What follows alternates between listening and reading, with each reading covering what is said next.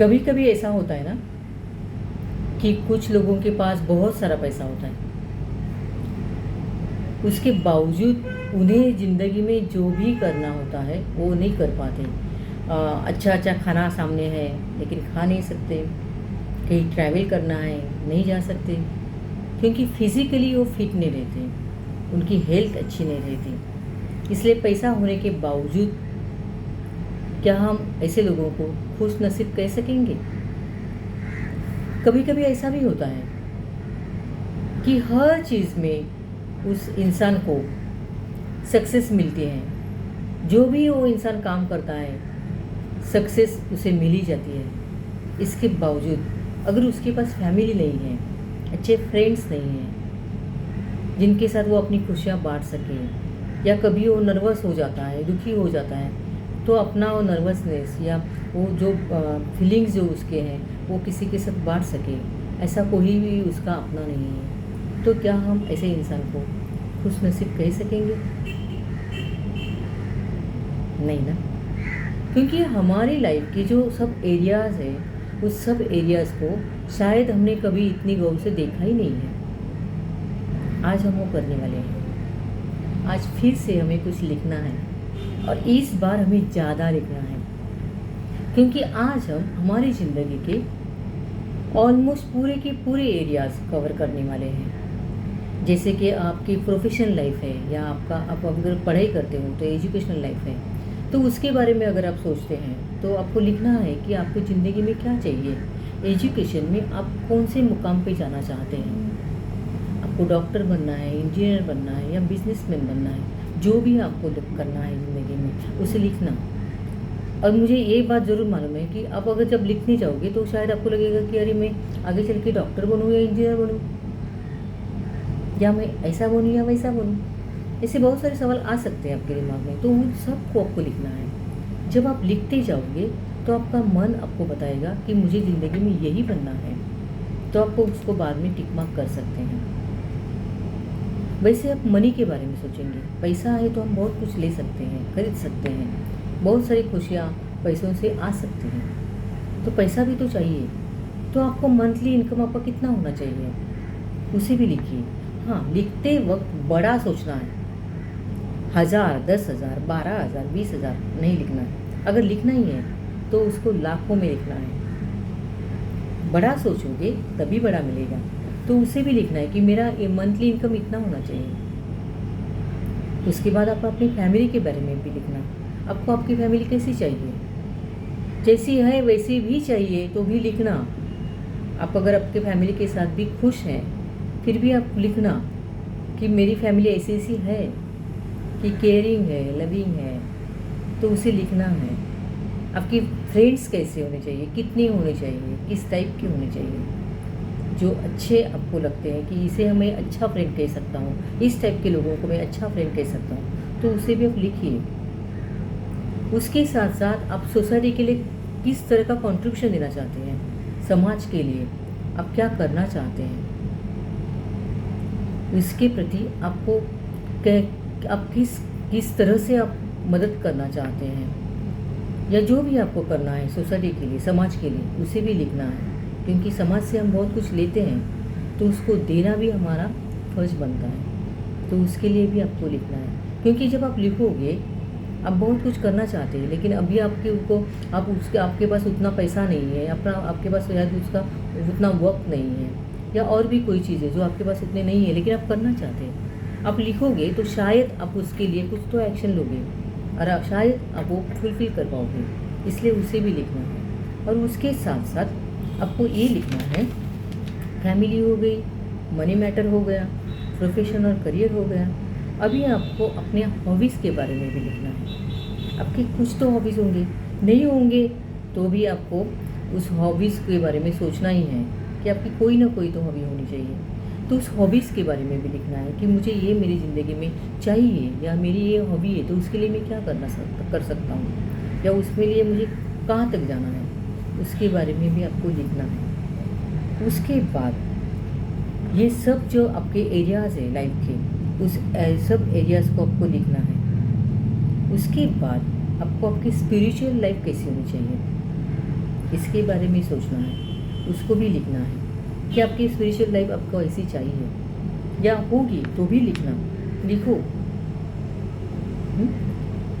जो भी ये जो सब एरियाज है इसके बारे में आप लिखते जाना है।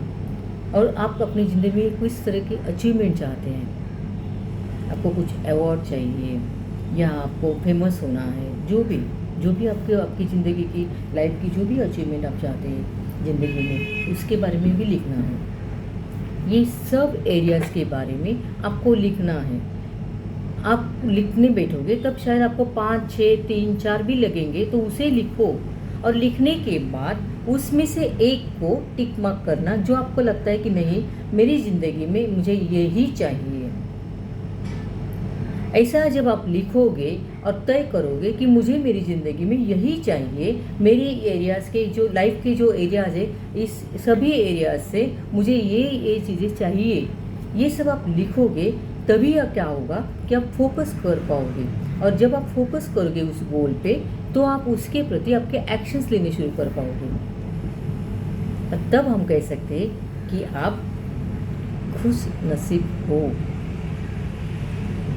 Hi everyone, I am Shweta.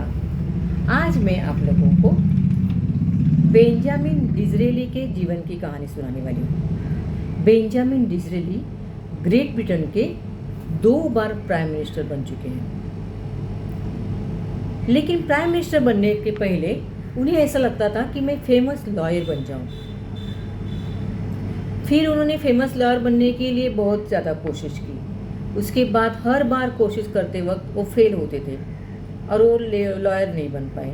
फिर उन्हें लगा कि मैं लॉयर तो नहीं बन पा रहा हूँ, तो अभी मैं क्या कर सकता हूँ। फिर उन्हें लगा कि चलो मैं शेयर मार्केट में अगर मैं कुछ करना चाहूँगा तो मैं बहुत जल्दी रिच हो जाऊँगा, मेरे पास बहुत जल्दी बहुत ज़्यादा पैसा आ जाएगा।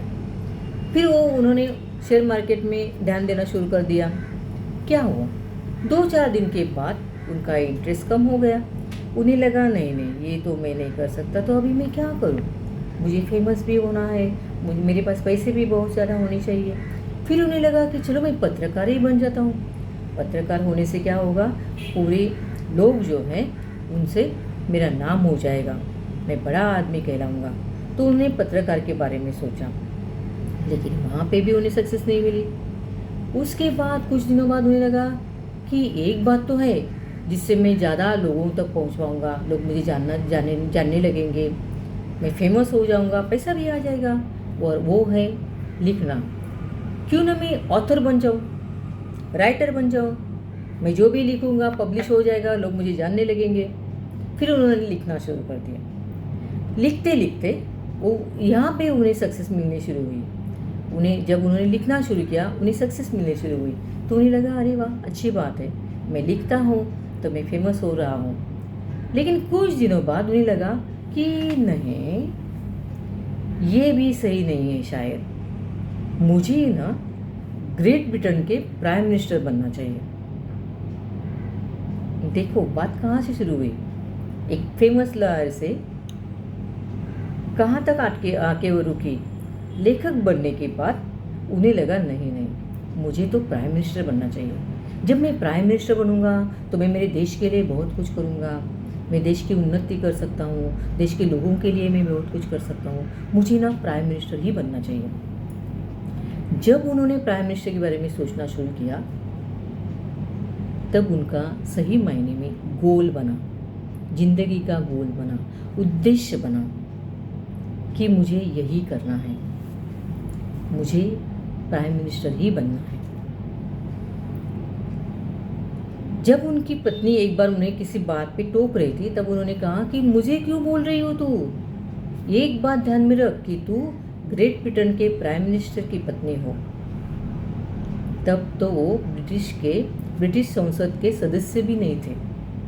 तब उन्होंने ऐसा कहा था कि इतना उनके दिलो दिमाग में एक बात जाके बैठी थी कि किसी भी हाल में मुझे प्राइम मिनिस्टर बनना है।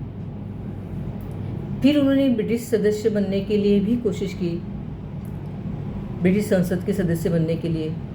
वो पहले बार में उन्हें सक्सेस तो नहीं मिली, वो फेल होते गए। फिर भी उन्होंने वो बात छोड़ी नहीं बीच में। वो कोशिश करते रहे और एक दिन वो सदस्य बन गए। जब वो सदस्य बन गए संसद के, तब उन्हें लगा कि मुझे अभी स्पीच देना चाहिए। वो खड़े रहे स्पीच देने के लिए। जो भी लोग सभागृह में थे वो सब हंसने लगे, बहुत जोर जोर से हंसने लगे, और कुछ लोग तो उससे भी आगे चल के कहने लगे, बैठ जाओ, हमें आपकी बात नहीं सुननी है, बैठो, आप नीचे बैठ जाओ, बात नहीं करना, कुछ भी स्पीच नहीं देना, हमें आपकी कोई भी स्पीच नहीं सुननी है। कोई और होता तो उसे बुरा लगता ना, कि मैं बोलना चाहता हूँ, ये लोग मुझे बोलने नहीं दे रहे हैं। उन्होंने कहा, वो बैठे, लेकिन बैठने से पहले उन्होंने कहा, ठीक है, आज आप लोग मेरी बात सुनना नहीं चाहते हो, लेकिन एक दिन आएगा जिस दिन आपको मेरी बात सुननी पड़ेगी। मैं जो भी कहूँगा आपको सुनना पड़ेगा। उन्होंने ये बात बहुत जोर से कही और वो अपनी कुर्सी पे बैठ गए। जब वो सिर्फ ब्रिटिश संसद के सदस्य बने थे, प्राइम मिनिस्टर नहीं, और वो दिन आ गया। उन लोगों को एक बार नहीं तो कई साल बेंजामिन डिज़ली की बात सुननी पड़ी, क्योंकि वो 2 बार ग्रेट ब्रिटेन के प्राइम मिनिस्टर बने। क्या सीख मिलती है हमें इस जीवन कहानी से? जब उन्होंने कहा मैं लॉयर बनूंगा ना, जब उन्होंने कहा मैं लेखक बनूंगा, जब उन्होंने ऐसा कुछ उनका ज़िंदगी में कुछ बनने के बारे में सोचा, तो शायद वो फोकस नहीं थे। उन्हें ऐसा लगता था कि यहाँ पे सक्सेस है, यहाँ पे नाम है, वहाँ पे पैसा है, लेकिन वो पूरी तरह से फोकस नहीं थे। जब उन्हें ज़िंदगी का सही मायने में गोल पता चला, उद्देश्य पता चला, उन्हें लगा कि मैं यही कर सकता हूँ, तभी कहीं जाके वो ग्रेट ब्रिटेन के प्राइम मिनिस्टर बन पाए। इसीलिए मैंने आपको कहा कि हमारी लाइफ के ये सब जो एरियाज़ है, उन सब एरियाज़ के बारे में लिखो, सोचो, लिखो। जब आप लिखते जाओगे तो शायद ऐसी भी बात आएगी कि जो आपको पता भी नहीं होगी, जिसके बारे में आपने सोचा भी नहीं होगा, लेकिन वो दिल से आई हुई बात आपकी लिखी जाएगी और आपको पता चलेगा कि मेरी ज़िंदगी का यही तो गोल है। और सक्सेस तो मिलने ही वाली है, क्योंकि जब हम गोल फोकस करते हैं तो हम एक्शन भी लेते हैं। फिर आऊँगी एक नया टेक्निक लेके, तब तक के लिए खुश रहो। Thank you, God bless you. और एक बात, इस कहानी को सुनने के बाद, इस वीडियो को सुनने के बाद मेरे चैनल को सब्सक्राइब करना मत भूलना, और शेयर तो आप करोगे ही। मिलते हैं।